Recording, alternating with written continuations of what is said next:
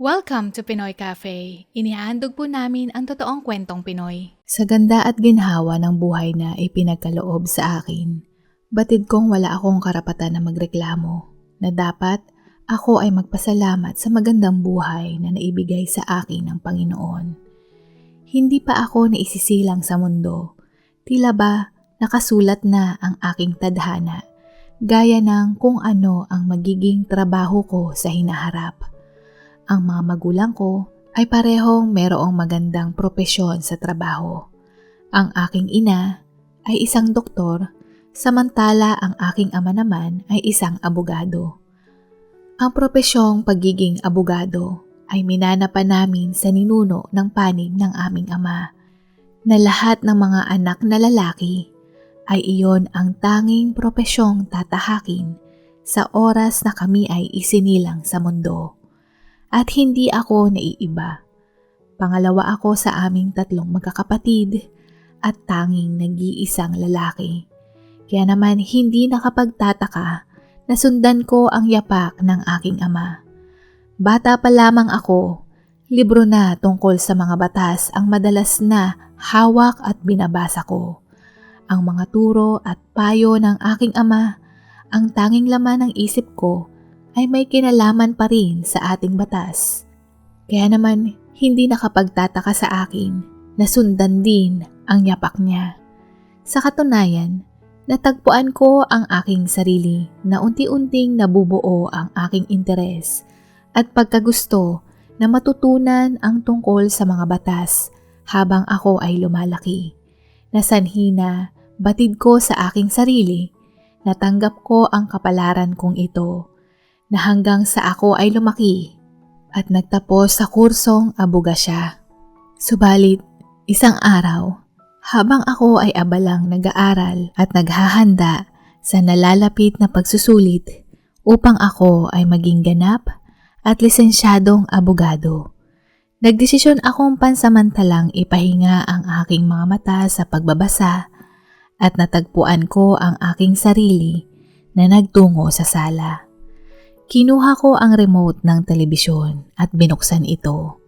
Sa paglipat-lipat ko ng channel, nakita ko sa palabas ang sikat na artista sa Hollywood na sikat bilang komedyante.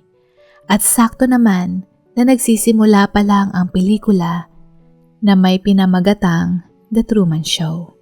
Naisipan kong panoorin ito sa pag-aakalang ako ay matatawa. Sa isip ko, ay, tamang-tama, kailangan ng utak ko ang kaunting pahinga. Hindi ko na malaya na ang sarili ko natutok ang panonood mula sa umpisa hanggang sa matapos. Hindi ko din mapigilang mapahiyaw sa tuwa nung nagdesisyon ang bida na tuklasin ang realidad. Kasabayan nito, hindi ko mapigilang maihalin tulad ang sarili ko sa bidang karakter ng pelikulang iyon, na bago pa ako isilang, tuwid na tuwid ang aking daan na aking tatahakin sa pamamagitan ng tulong ng aking ama. Dito ko lamang naisip, o nga no, ang kursong pinag-aralan ko, ang propesyong tatahakin ko, ay hindi sa akin mismo nagsimula. Ang ideyang ito ay itinanim mismo ng aking ama mula pa noong ako ay bata. Kaya madali ko itong nagustuhan o sa tingin ko ay sa nagustuhan ko at nasundan. At dito rin pumasok sa isip ko na ang propesyong abogasya nga ba ang talagang nais o gusto ko? Na ito nga ba ang tama para sa akin? Ang katanungang ito ang tanging hindi ko alam ang sagot o kung paano ko ito sasagutin. Hindi ako nagkaroon ng pagkakataong pumili. Paano kung nais ko palang maging arkitekto o inhinyero o ibang propesyon bukod sa pagiging abogado? Kaya naman, kahit sa tagal kong mag-isip ng sagot sa katanungang iyon, palaging wala akong maisip na sagot. Na sa bawat gabi, ang tanging kasama ko ay ang malamig na hangin na dumadaan sa siwang ng bintana at ang ingay ng syudad na hindi natutulog. Minsan, Madalas ko nang maisip lalo na't kapag ako ay nag-iisa na tinatanong ko ang aking sarili kung saan nga ba ako nagkamali. Bakit ba sa kabila ng lahat ng aking paghahanda, pag-aaral at pagsisikap, narito ako ngayon, naliligaw at hindi makahanap ng daan pabalik sa tamang landas. At dahil hindi ako sigurado at nalilito sa aking tinatahak na landas, naglakas loob akong sabihin sa aking mga magulang na hindi ko nais kumuha ng pagsusulit sa abogasya sa taong iyon.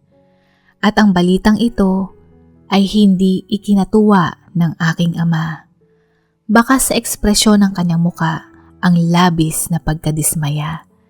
Hindi ko maiwasan na makaramdam ng matinding takot na napagtanto ko na matagal ko nang nararamdaman. Na ito ang kinatatakutan ko na magagalit ang aking magulang dahil hindi ko nasunod ang kanilang gusto. Kaya naman marahil kahit noong bata pa lamang ako, hindi ko nailabas o naipakita ang aking mga nais o gustong gawin. At lumaki akong, "Yes, Daddy," "Opo, Daddy," na para ba akong isang robot na nakaprogram na tila ba iyon lamang ang aking gagawin. At sa realisasyong iyon, kabilang ang matinding takot, pinili ko pa ring harapin na tumaliwas sa nais ng aking ama. At hindi na din ako nagtaka na nung araw na ding iyon, ako ay kanyang pinalayas. Pansamantala akong nakituloy sa aking kaibigan at kaklase ko noong kolehiyo. Pareho kami ng kurso at sabay din sana kaming kukuha ng eksaminasyon sa abogasya. Naghahalong sabik at takot ang nararamdaman ko nung mga sandaling iyon. Sabik dahil sa unang pagkakataon, ako mismo ang magdedesisyon para sa sarili ko. At takot dahil hindi ko alam kung tama ba ang naging desisyon ko. Hindi ko din maiwasan makaramdam ng hiya at pagkadismaya sa sarili, lalo na kapag naalala ko ang aking ama at ang pag-iling ng ulo ng aking ina na tila ba ang mga sakripisyo at pag-asa nila sa akin ay tuluyan ng naglaho, na madalas na mangyari sa tuwing ako ay natutulog at laman ng aking panaginip. Subalit, unti-unti itong humuhupa. Magmula noong nagsimula akong magtrabaho bilang freelancer accountant ng isang maliit na kumpanya. Kailangan kong kumita ng pera dahil hindi porket pinatuloy ako ng kaibigan ko sa kanyang apartment ay libre na ang pagtira ko dito. Na napagkasunduan naming dalawa, nahatiin namin ang lahat ng bayarin mula sa upa, utilities at maging sa aming pagkain. Kontento na ako na kumikita ako ng sapat na pera. Kontento na ako na ganoon ang buhay ko. Na napagtanto ko na walan ako ng stress o yung pasan ko sa aking likod ay tila naglaho. Nagpatuloy ng ganitong malaya ang aking buhay ng mahigit na 2 taon. Na nabubuhay sa kasalukuyan at walang plano na pang 1 linggo, pang 1 buwan, o ang maging taon, na ang tanging inaalala ko lamang ay ang ngayon at ito ay labis kong nagustuhan. Marahil mas lalo ko itong nagustuhan sapagkat madalas akong paalalahanan ng aking ina na sana magbago ang aking isip o sa kanyang katagang gumising ako sa katotohanan at itigil ang aking kahibangang pagrebelde sa aking ama. Na ang mga katagang ito ay natutunan ko din na ipasok sa isang tainga at ilabas sa kabila, sabay ipinagkibit balikat. "Oh Marco, see you in few days." Sambit ng aking housemate na mayroong business trip na halos aabutin ng 1 buwan. "Sige pre, ingat," sagot ko. Sa aking trabahong napili, maaari naman akong magtrabaho sa bahay. Kaya naman, hindi ko kailangang gumising ng maaga, mag-ayos, o kahit ang pagbiyahe. Matapos umalis ng kaibigan ko, bumalik akong muli sa pagkakatulog. Subalit, makalipas lamang ang ilang oras, may narinig akong kumakatok sa aming pintuan. Isa itong guard ng condominium na may kasamang bata na 5 taong gulang at isang babae. Binanggit ng nasabing babaeng iyon ang pangalan ng kaibigan ko at meron daw siyang importanteng sasabihin. Ako ay tumango at pinapasok ang babae at ang bata, sabay ang guard ay umalis na. Pagkaupo nila sa sala, "Sir, hindi na ho ako magpapaligoy-ligoy pa. Ang habilin sa akin ng kanyang ina ay ihatid ko ang bata sa ama nito at kayo na po ang bahala. At kung iniisip po ninyo na ibalik sa akin ang bata, tatapatin ko na po kayo sapagkat hindi ko po kaya siyang buhayin. Dahil pamilya ko po palang hirap na ako. At kung nagdesisyon po ang ama ng bata na hindi ito alagaan, kayo na lang din po ang magdala sa kanya sa bahay ampunan nang sa ganon, magkaroon man lang siya ng kaunting pag-asa. O paano po, hindi na po ako magtatagal. Alis na po ako, sir." Paliwanag niya at mabilis na tumayo at nagtungo palabas ng pintuan. Hindi pa ako nakakaisip ng maisasagot ko, pero hindi na ako binigyan ng pagkakataon pa para magtanong at mabilis na umalis ang nasabing babaeng iyon na nagpakilala, nakakilala niya at napagbilinan siya ng ina ng batang iyon bago ito pumanaw sa sakit. Dali-dali kong tinawagan ang aking kaibigan at tinanong kung may alam siya hinggil dito. At dahil papasakay na siya ng eroplano, nakiusap siya na ako muna ang mag-asikaso at alamin ang totoo hinggil sa bata habang wala siya. At dagdag niya, wala din daw siyang maalalang na meron siyang nabuntisang dalaga. At sa kanyang pagbalik, tsaka na lamang niya iisipin kung ano ang gagawin hinggil sa bata. Hindi naman namin ito maibalik sa kanyang ina dahil pumanaw na pala ito. At nakakalungkot at nakakaawa kung idediretso ko naman sa bahay ampunan ang bata. Wala akong magawa at wala rin akong ideya kung paano mag-alaga ng bata lalo na sa ganoong edad. Matapos niyang suriin ang paligid, nagsalita ang bata. "Pwede po ba akong mag-CR?" tanong niya. Sumagot ako ng oo at itinuro sa kanya ang direksyon. Sa isip ko, kagigising ko lang? Ano ba ito? Napakiramdam ko na panaginip lamang ito. Ngunit mabilis akong bumalik sa realidad dahil matapos gumamit ng banyo, nagtanong ito kung mayroong pagkain dahil siya ay nagugutom. Pinagluto ko siya ng pritong itlog at binigyan ng tinapay. "Salamat po," wika niya. At ako naman ay tumango lamang. Umupo ako sa tapat ng mesa kung saan siya nakaupo at sinabayan din siyang kumain. "Ano pong pangalan niyo?" tanong niya matapos niyang sumubo ng pagkain. "Marco, ikaw, anong pangalan mo?" sagot ko. "Ako po si Nathan. Kayo po ba ang tatay ko?" Dagdag niyang muli.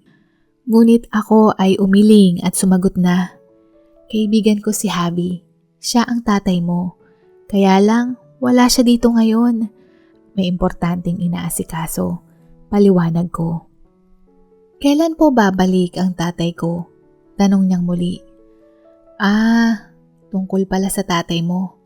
Ako muna ang magiging guardian mo pansamantala habang siya ay nasa trabaho. Nagkataon kasi na kakaalis niya lang at hindi siya makakabalik kaagad. Kaya naman, pansamantala, tayo muna ang magbabanding. Okay ba, bud? Paliwanag ko sa kanya. "Okay po," maikli niyang sagot. Pagkatapos po natin kumain, saan ko po ilalagay yung bag ko at saan po ako matutulog? Dagdag niya. Oo nga no. Susolusyonan natin yan pagkatapos natin kumain, okay? Sagot ko. Matapos niyang kumain, nakita kong binitbit niya ang plato at baso sa lababo. Nagulat ako sapagkat ito ang unang beses kong nakasaksi na batang marunong sa gawaing bahay. O marahil, ako lamang dahil hindi naman ako nakakasalamuha ng batang katulad niya. At nung kabataan ko, lumaki kaming magkakapatid na mayroong kasambahay at sariling yaya na ni minsan hindi kami gumawa ng gawaing bahay. Kaya naman hindi ko mapigilang humanga. Inayos ko ang kanyang matutulugan at binigyan ng espasyo sa aparador ng aking kaibigan upang mailagay ang kanyang gamit.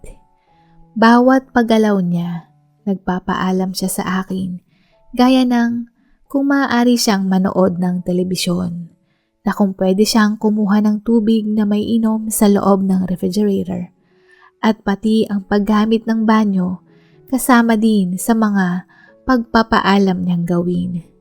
Nung una, hindi ko ito alintana lalo na nung unang 3 araw siya na dumating. Ngunit hindi ko mapigilang mairita lalo na kailangan ko ding magtrabaho at ako ay naiistorbo. At bigla-bigla na lamang siyang magsasalita ng, "Tito Marco, pwede po ba akong manood ng TV? Tito Marco, pwede po ba akong kumain ng ice cream na nakita ko po sa freezer? Tito Marco, Tito Marco, Tito Marco." Hindi ako makapag-focus sa kailangan kong gawin upang matapos ko kaagad ang aking trabaho. At lalong-lalo na kung noon pwede akong gumising ng kahit anong oras kong gustuhin. Hindi ko na iyon magawa dahil nagkaroon ako bigla ng isang automatic alarm clock na sa oras ng pagpatak ng 8:00 ng umaga, maririnig ko nang tinatawag niya ang pangalan ko at tinatapik ang aking balikat upang ako ay gisingin dahil siya ay nagugutom at nais na niyang kumain ng almusal. Bilang solusyon ko sa paggising niya sa akin, ang naisip kong paraan ay ilagay ang box ng cereal sa mesa at may nakataob ding maliit na mangkok at kutsara sa tabi nito. At sinabihan ko siya na buksan ang refrigerator at lagyan ng gatas ang kanyang cereal upang iyon ang kanyang kaining almusal. Subalit, epektibo lamang ito ng ilang araw dahil pagising ko isang tanghali, nakita kong natapon ang gatas mula sa mesa na tumulo sa sahig at nabasag din ang mangkok. Umiiyak ito at humingi ng tawad na hindi niya sinasadyang magkalat at makabasag ng gamit. "Oh, bakit ka umiiyak? Okay lang yan, napapalitan naman ito. No big deal." Malumanay kong sambit. "Sorry po ulit," wika niya. Magmula noon, sineryoso ko ang aking responsibilidad. Nag-set ako ng alarm clock upang gumising at ihanda ang pagkain niyang almusal.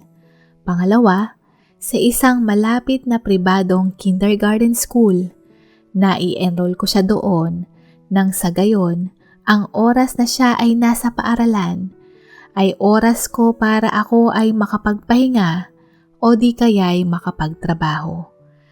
Sa mahigit ng 2 linggo kaming magkasama, na kahit na merong araw na ako ay naiirita, mabilis itong naiibsan o humuhupa kapag nakikita ko si Nathan na nakangiti at nag-e-enjoy ako na kasama siya. Hindi ko inaakala na magiging malapit siya sa aking puso. Natuklasan ko din na mabilis niyang maintindihan ang mga aralin sa kanyang eskwela, gaya ng asignaturang sipnayan, ang kanyang pagsulat ng mga titik at numero sa kanyang kwaderno ay malinis at pulido. Nabanggit niya sa akin na nung nabubuhay pa ang kanyang ina, ay 2 taon pa lamang daw siya. Tinuruan na siyang humawak ng lapis at nagsimulang magsulat ng mga letra ng abakada at pati na rin ang mga numero. Kapag tapos na siya sa kanyang takdang aralin at ayaw manood ng telebisyon, ang madalas niyang gagawin ay lalapitan ako habang ako ay nagtatrabaho at magtatanong ng kung ano-anong klaseng tanong, gaya ng, "Ano pong ginagawa niyo? Bakit po ang daming number? Para saan po itong mga grupo ng mga numero?" At kung ano-ano pang mga katanungan upang mawala ang focus ko sa ginagawa ko. Aaminin ko Noong unang beses niyang ginawa ito, hindi ko maiwasang mainis. Pero pinipigilan ko ang sarili ko na sumigaw, lalo na bata lamang siya at batid kong curious lamang ito kaya madalas magtanong. At imbes na ipokus ko at unahin ang galit o sigaw, binigyan ko siya ng sketchpad at mga lapis na merong iba't ibang kulay at sinabi ko sa kanya na siya ay gumuhit habang ako ay abalang magtrabaho. Sumang-ayon siya at ito ang naging rutina namin sa tuwing ako ay may kailangang tapusin at kapag siya ay wala nang ginagawa. Sa mga paglipas na mga linggo, napansin ko na mabait siyang bata at madaling pakisamahan. Sa pagkain, madalas din kaming magkasundo dahil pareho kami ng paboritong pagkain gaya ng pritong manok na madalas naming kaining dalawa. Naglalaro din ako ng computer games at magmula noong tumira siya kasama ko, siya din ang madalas kong kalaro. At isang beses, habang gumuguhit siya, napansin kong iginuhit niya ang isang lalaki at batang lalaki. At nung matapos niyang iguhit ito, nakangiti niyang sinabi na, "Look, Tito Marco, ikaw ito at ako naman yung batang ito. Sana ikaw na lang ang daddy ko." Sa hindi ko maipaliwanag na dahilan, na-touch ang puso ko nung sinabi niya iyon. Napakiramdam ko na kahit ilang beses kong i-deny sa sarili ko at madalas kong iimahe na sana ako nga ang kanyang ama at siya naman ang aking anak. At nung marinig ko ang sinabi niya, bigla ko siyang niyakap at sinabing, "Pwede naman maging dalawa ang daddy mo, di ba? At isa na ako doon. Pero paano kung hindi siya katulad mo, Daddy Marco?" Agad niyang sagot. "Daddy Marco?" Sa isip-isip ko, tinawag niya akong daddy. Ganito pala ang feeling na para kang nasa alapaap sa labis na kasiyahan. Hindi ko inaasahan na mapapalapit ako sa batang ito at biglang pumasok sa isip ko ang aking ama. Na dito ko lamang napagtanto ang dinulot kong lungkot sa kanya, ang pagkadismaya at ang kanyang pagkagalit. Na sa kabila ng magandang buhay na ibinigay niya sa akin, ang pagrerebelde ang ginamit kong kabayaran at lalo na ang kahihiyan. Na ang legasiya na itinayo pa ng aking mga lolo noon, ako lamang ang sisira nito. Na kung hindi ko pa naranasan ang maging ama-amahan ni Nathan, hindi ko maiisip ang pagkakamaling nagawa ko. At dahil sa napakagandang pakiramdam ko, inaya ko si Nathan na mag-mall na tila ba father and son bonding. Kumain kami sa magandang kainan, nagpunta sa arcade, namili ng kanyang mga gamit at nanood ng sine. Masaya kaming nagbabanding na tila ba tunay kaming mag-ama. Mas lalo pang nabusog ang puso ko nung magkahawa kaming naglalakad kung saan namin gustong puntahan. Habang kumakain kami ng sorbetes, bigla siyang nagtanong sa akin ng, "Daddy Marco, sa tingin niyo po ba magugustuhan ako ng totoo kong tatay?" Naku, hindi mo na dapat tinatanong yan dahil nakakasigurado ako na magugustuhan ka niya. Sagot ko ng nakangiti. Kasi po, nag-worry lang po ako. Palagi po kasing nasa isip ko yun eh. Tsaka po, kung hindi niya ako magustuhan, pwede niya po akong dalhin sa ampunan. Ayaw ko po doon. Malungkot niyang sagot. Sa sinabi niyang iyon, hindi ko napigilang napatigil sa pagkain ng sorbetes at tinitigan ng maigi ang kanyang itsura. Nahalatang halata na seryoso at tila ba ito ang nasa agam-agam ng musmus na batang si Nathan. Hindi ko din mapigilang malungkot para sa kanya dahil alam na niya ang kanyang realidad. Alam na niya ang nangyayari sa paligid na nakakadurog ng puso dahil sa tingin ko, walang dapat na sino mang bata na gaya niya ang makaranas nito. Lalo na't ang mga batang isinisilang sa mundo ay wala namang muwang at wala namang kasalanan.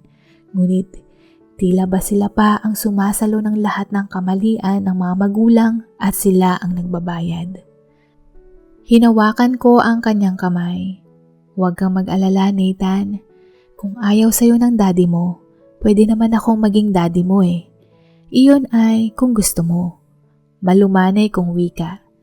Biglang nagbago ang kanyang itsura mula sa malungkot. Ngayon ay masaya at nakangiting sumagot ng, "Talaga po? Opo, gusto ko po, gusto ko po." "O siya, huwag ka nang mag-worry. Natutunaw na yung ice cream mo," tugon ko at ipinagpatuloy niya ang kanyang pagkain.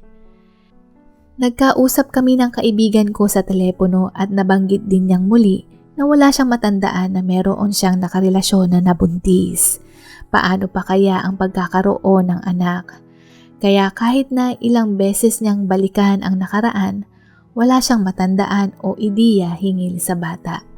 Kaya naman sa oras ng kanyang pagbalik, agad siyang magpapa-DNA test upang masigurado na tunay nga niyang anak iyon.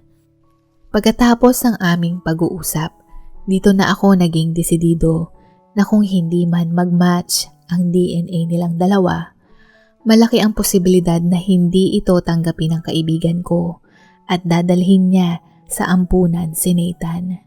At imbes na mapunta si Nathan sa ampunan, ako na lamang ang kukop-kop sa kanya at tatayo bilang kanyang magulang. Dumating ang araw ng pagdating ng aking kaibigan at kaagad ginawa ang magpa-DNA test. Tinanong niya ang bata hinggil sa kanyang ina at nagkwento ito hinggil sa kanilang buhay. Ipinanganak ako ni Mama sa San Fernando, La Union. Nagtatrabaho siya noon bilang waitress sa isang hotel at sabi niya doon daw kayo nagkita. At nung 2 taong gulang ako, lumipat kami ni Mama sa syudad dahil mas maganda daw ang buhay namin doon. Hanggang sa nagkaroon siya ng sakit. Walang mga magulang si Mama dahil siya ay lumaki sa ampunan. Kaya sabi niya sa akin na ayaw niya akong matulad sa kanya. Kaya bilin sa akin ni Mama, maging good boy daw ako para magustuhan po ninyo ako. Kwento niya sa amin. Pre, natatandaan mo nung college graduation natin? Nagpunta tayo ng La Union, di ba? Tapos, naalala mo, may babae ka doon na, alam mo na, naalala mo, mahaba ang buhok at malaki din ang... Naalala mo na pre? Wika ko at sadyang pinuputol ang mga salita para hindi matukoy ni Nathan ang mga sinasabi ko. Oo nga, naalala ko na. Sabay na papalakpak at nagpatuloy. Tama ka, pero antayin natin ang resulta at kung ako nga ang ama, handa akong saluhin ang responsibilidad. Sagot niya. Sa mga araw ng aming paghihintay, hindi ko maiwasang isipin ang sana hindi mag-match, sana hindi mag-match. Na ilang beses na lumalangoy sa aking isipan. Marahil sa kaibuturan ng aking puso, ayaw kong mawala sa piling ko si Nathan. Nasa akin siya na ako ang kanyang ama. Subalit kahit anong klaseng pagtatanggi o lokohin ang aking sarili, ang realidad ay iba, lalo na't malaki ang posibilidad na ang kanilang pagsiping ng isang gabing iyon ay nagbunga. Hanggang sa dumating na ang araw na ito at ang resulta ay 99.9% na sila ay magkadugo, magkalaman at mag-ama. Na nung mga sandaling iyon, naghahalong saya at lungkot ang aking nararamdaman. Saya dahil makasama na ni Nathan ang kanyang ama at lungkot dahil hindi siya mapapasa akin. Nakita kong magkayakap sila ng labis at ito ay emosyonal lalo na para sa akin. At ilang saglit pa, naramdaman kong yumakap sa akin si Nathan at ang aking kaibigan. Salamat pre sa pag-aalaga mo kay Nathan, wika nito sa akin. Salamat din. Kasi sa sitwasyong ito, may natutunan din ako, tugon ko. Matapos ang pangyayaring iyon, nagsimula akong muli na nag-review sa pagsusulit bilang isang abogado, ang propesyong pinili ng aking ama sa akin. At sa pagkakataong ito, magiging abogado ako dahil ako mismo ang pumili nito. Ako ang nagdesisyon nito. At dumating ang araw na nakamit ko ito na ako ay isa ng ganap na abogado. Na sa pamamagitan ng propesyong ito, maaari kong ipagtanggol ang mga batang naapi o inaapi ng kung sino man, na ang mga batang nais ng hustisya laban sa mga matatandang umaabuso sa kanila, at ang mabigyan din ng mga bagong magulang at bagong pag-asa ang mga batang naroroon sa ampunan sa pamamagitan ng legal na batas na mapabilang sila sa bagong pamilya. Na kahit isang buwan lamang ako na naging ama kay Nathan, pero ang pangyayaring ito ay hindi ko malilimutan sa tanang buhay ko sapagkat kung hindi dahil sa kanya, hindi ko matutuklasan o matatagpuan ang hangad o sarhiya ng aking buhay. Nagkikita pa din kami ni Nathan, hindi man madalas, ngunit isang beses habang kami ay magkakasalo-salong kumakain, naibahagi niya sa amin ang nais niya maging paglaki, ang maging abogado, gaya ng kanyang daddy at Tito Marco na nagpangiti sa aking labi. Dito na po nagwawakas ang kwento. Maraming salamat po. Maaari niyo po ring bisitahin ang pangalawa po naming channel na Pinoy Cafe Shorts. Muli, huwag niyo pong kalimutang i-click ang like and subscribe. Take care and be safe everyone. God bless you. Bye! Comments of the day. Arnold Verga, Johnsky Janala, Emmanuel Vigila.